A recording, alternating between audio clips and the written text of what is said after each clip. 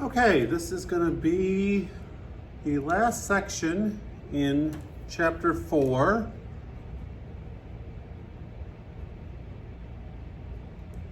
Is on using definitions of trig functions.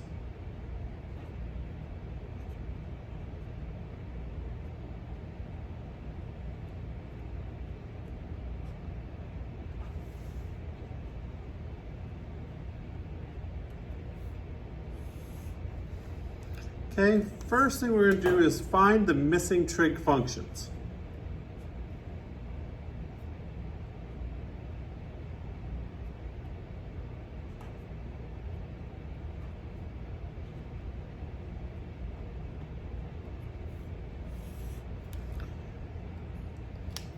So number one, we're going to find the cotangent of theta if tangent of theta is equal to a negative 2 over 5.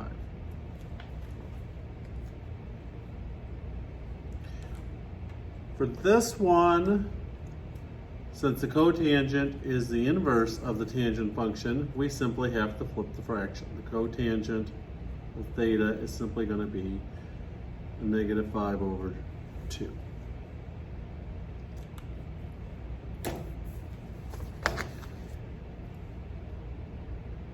For example 2, find the cosecant of theta if sine theta is equal to 4 over 7.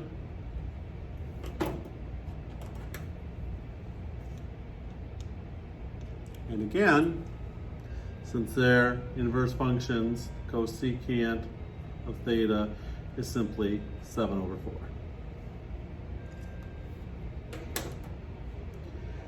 When we look at our coordinate plane,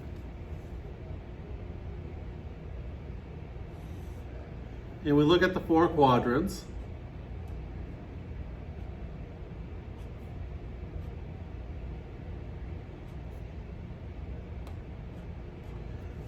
and we look at the different functions, sine, cosine, and tangent, in the first quadrant, all of them are positive.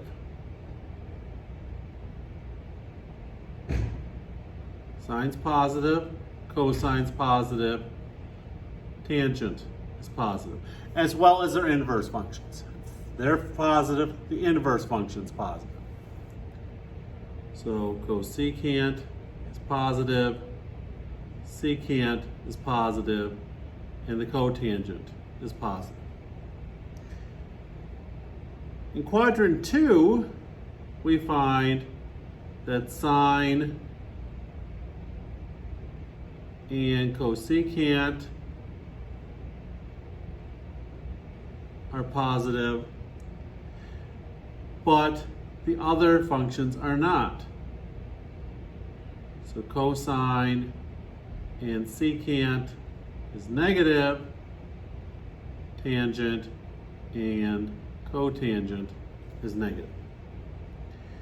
In quadrant 3, we find that the sine is negative. Sine and cosecant are negative. We find that the cosine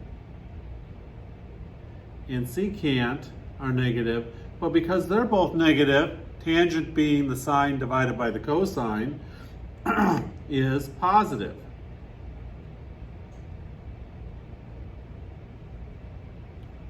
And in quadrant 4, we have that the sine is negative in cosecant. The cosine is positive with the secant, and the tangent and cotangent are negative.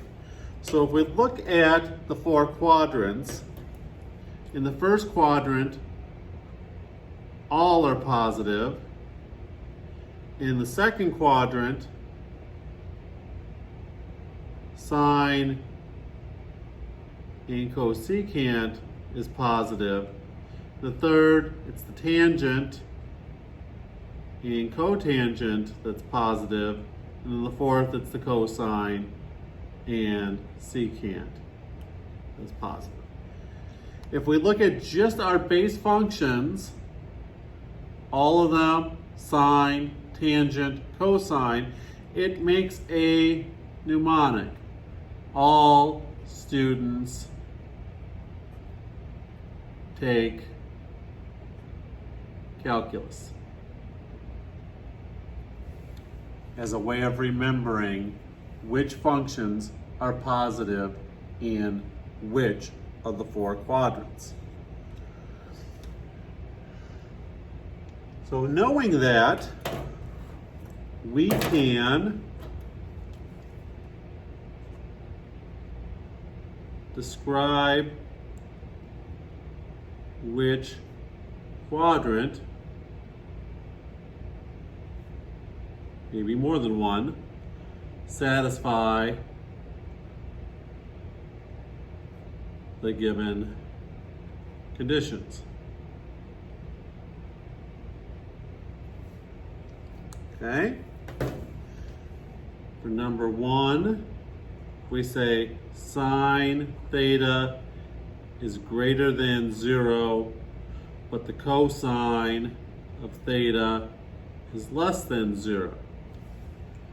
Okay? So sine is greater than 0, that means sine is positive.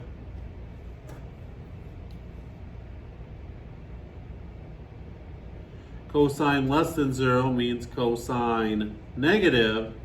So where the sine is positive but the cosine is negative is quadrant 2.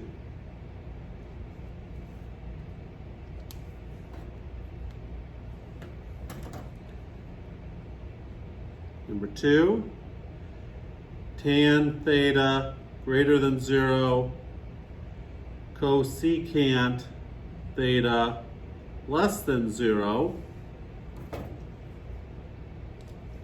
That means tangent greater than 0 means tan is positive. Cosecant less than 0 means the sine is negative. So the sine is negative in 3 and 4. The tangent is positive in 3. So it's only in 3 where both statements are true. And our last question, cosine theta less than 0. That means we're looking where cosine is negative, and the cosine is negative in quadrants 2 and 3. So in this case, there are 2 answers.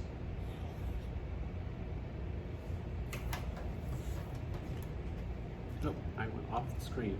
See, it's just like in class. I go off the screen and you all just let me. So cosine theta less than 0 means cosine was negative, and that happens in quadrant 2 and quadrant 3. Okay.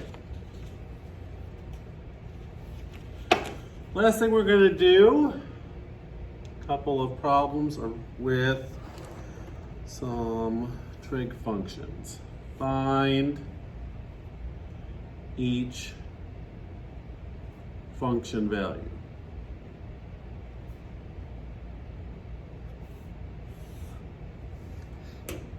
So for number 1, find the tan of theta. If secant is equal to 3 and theta is in the 4th quadrant. Okay, so let's draw that. Theta is in the 4th quadrant, means we have an angle down here. secant is 3. So the secant is r over x. So if secant is 3, that means r over x is 3 over 1. Or we have a side of 3 for the hypotenuse. And our x value is 1. We don't know y. Okay, so we got to find y to be able to find the tangent, because tangent is y over x. So to find y with our triangle, we know that r squared equals x squared plus y squared. So r squared would be 3 squared equals 1 squared plus y squared. So 9 equals 1 plus y squared. Subtract the 1 over, 8 equals y squared, which means y equals root 8. And we can take out a perfect square of a 4, so it becomes 2 root 2 equals y. Right? Almost. The thing we have forgotten is that y is in the fourth quadrant. So y is a negative value when we take the square root. So it's negative 2 root 2. So when we go to plug into tangent, tangent theta equals y over x. So it equals a negative 2 root 2 over 1, and that reduces tangent of theta is negative 2 root 2 in this case. Okay, our last example.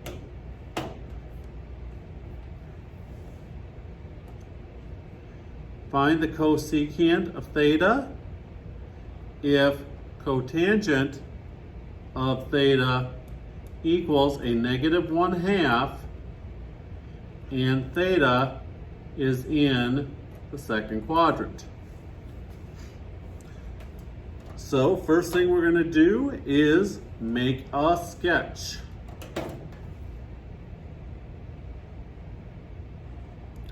Theta is in the second quadrant.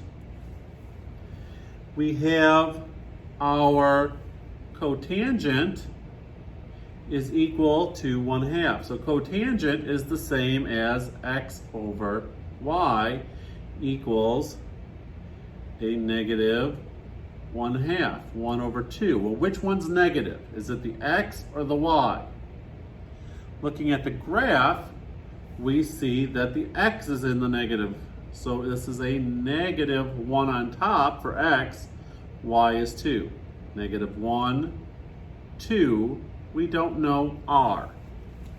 So we can find r.